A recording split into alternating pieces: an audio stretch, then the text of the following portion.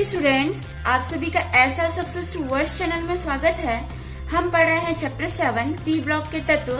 आज का हमारा टॉपिक है ऑक्सीजन या डाइऑक्सीजन, ऑक्सीजन का अपसामान्य व्यवहार और डाइऑक्सीजन बनाने की विधियां।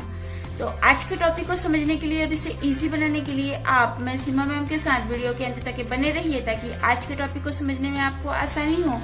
और इसकी पिछले वीडियो यदि आपने नहीं देखी है तो SR success towards channel पर विजिट करें। चलिए तो आज की क्लास स्टार्ट करते हैं। तो ऑक्सीजन या डाइऑक्सीजन, तो चूंकि हम जानते हैं ऑक्सीजन समूह 16 का प्रथम तत्व है, जिसके कारण इस 16 समूह को ऑक्सीजन परिवार कहा जाता है। तो ऑक्सीजन अपने ही समूह के अन्य तत्वों से कुछ कारणों से ये भिन्न व्यवहार प्रदर्शित करता है। तो ये कारण है, फर्स्ट पॉइंट, छोटा आकार। ऑक्सीजन का परमाणु क्रमांक 8 होता है।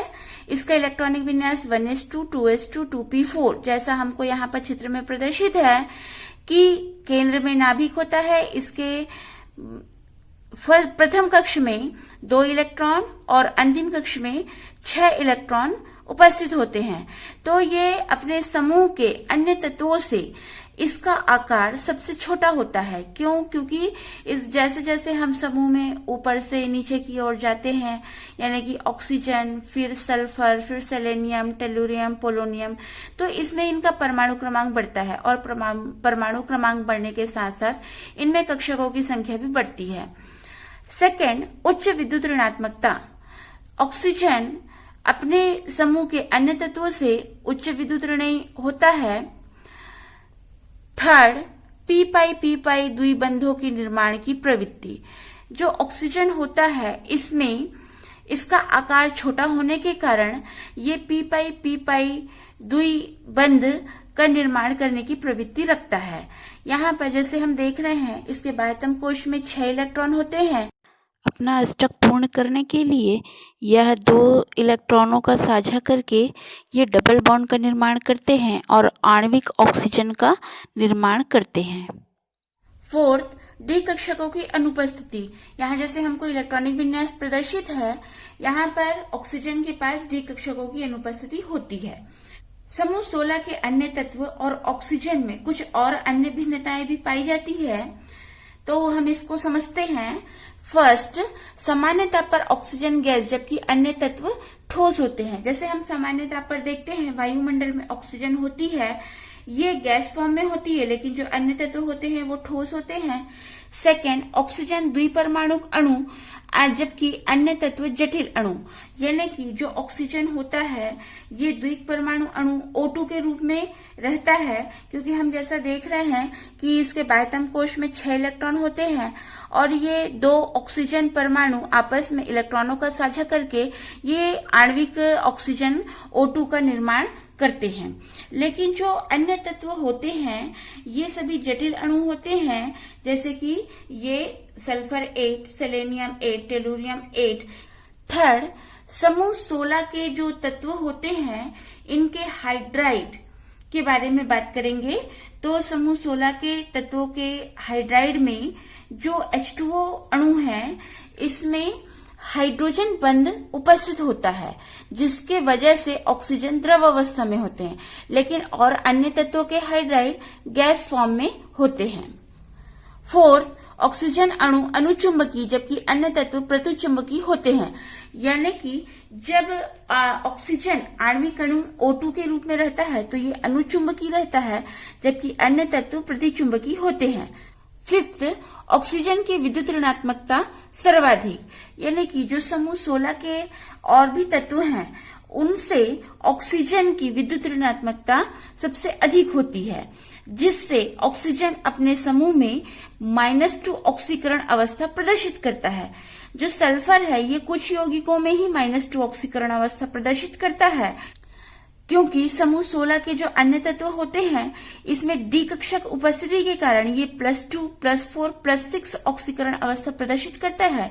लेकिन ऑक्सीजन O2F2 यौगिक में +1 और OF2 में +2 ऑक्सीकरण अवस्था प्रदर्शित करता है। इसका कारण क्या है? क्योंकि फ्लोरीन की विद्युत ऋणात्मकता ऑक्सीजन से अधिक होती है। 6 ऑक्सीजन समान आकार के परमाणुओं जैसे कार्बन नाइट्रोजन के साथ पी पाई बहुआबंध बनाता है।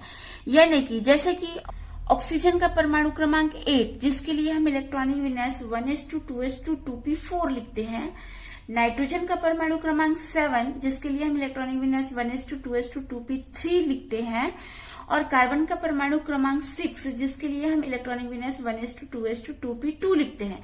तो हम यहाँ पर देख रहे हैं कि इनके कक्षकों की संख्या समान है, लेकिन परमाणु क्रमांक तो बढ़ रहा है।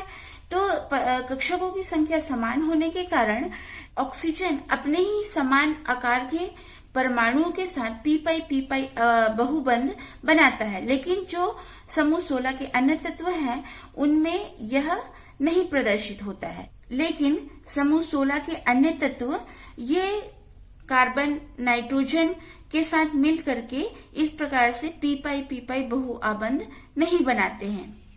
आगे हम देखते हैं डाई ऑक्सीजन बनाने की विधियां। तो पहले हम इसका सामान्य परिचय देख लेते हैं।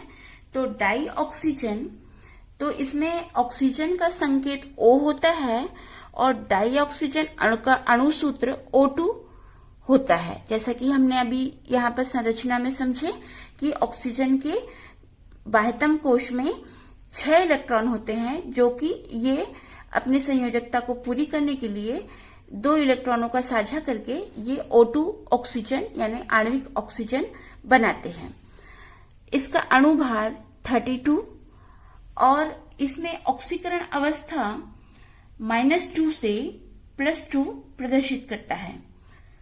डाई ऑक्सीजन को सर्वप्रथम 1772 में शीले ने ऑक्सीजन गैस को पारे के रेड ऑक्साइड पर सूर्य की किरणों को केंद्रित करके प्राप्त किया था, और सन 1776 में लेवोजियर नाम के साइंटिस्ट ने इसे ऑक्सीजन नाम दिया। इसकी उपस्थिति देखते हैं वातावरण में। जैसा कि हम जानते हैं कि ये 21% पाया जाता है। तो यहाँ पर जो ऑक्सीजन वायुमंडल में स्वतंत्र और संयुक्त अवस्था दोनों में पाया जाता है।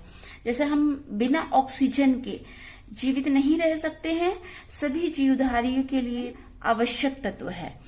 यहाँ पर ये स्वतंत्र अवस्था में रहता है या मुक्त अवस्था में रहता है। कहिए संयुक्त अवस्था में नाइट्रोजन और कार्बन के साथ ये ऑक्साइड के रूप में उपस्थित रहता है।